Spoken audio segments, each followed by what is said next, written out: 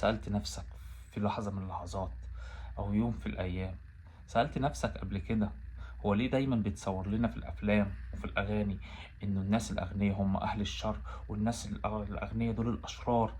الكلام ده ربما يكون مش حقيقي. هم زيهم زي أي حد، أنت ممكن تلاقي ناس فقيرة وفيها كمية شر مش موجودة في الدنيا، عادي خالص جدا جدا جدا.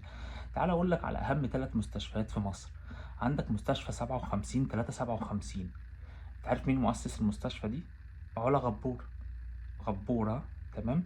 رجل الأعمال في غبور دي زوجته. طيب، مستشفى أهل مصر اللي هي بتاعة الحروق، هبة السويدي. ومش عايز أقول لك هبة السويدي وعيلة السويدي، يعني روح ابحث بقى لو أنت مش أخد بالك من النقطة دي. تالت حاجة، أيمن ممدوح عباس، مستشفى مصر. طيب، دول تقريبا يعني من أكبر 3 مستشفيات في مصر. اللي عاملهم مين؟ اللي عاملهم يعتبروا تبرعات من رجال الأعمال. طيب، مين اللي حط لك في دماغك بقى وقال لك إنه رجال الأعمال دول كلهم حرامية وكلهم مرتشيين وكلهم فسدة هو دي عقليتك وده تصورك؟ مش مش صح. مش صح.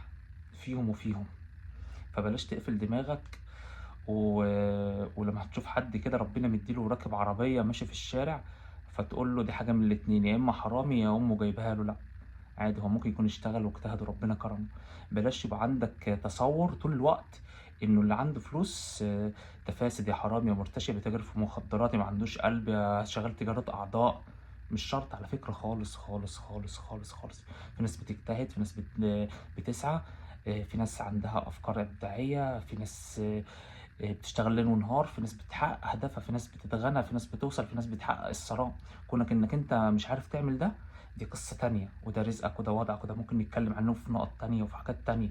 بس بلاش ترمي اتهامات وخلاص وبلاش يبقى عندك تصور طول الوقت إنه الناس دي هي أهل الشر. لا، مش حقيقي، خلي بالك.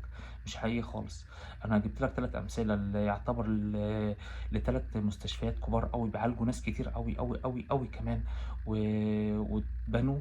والفكرة والتمويل في البداية كله كان من خلال رجال الأعمال اللي أنا ذكرتهم.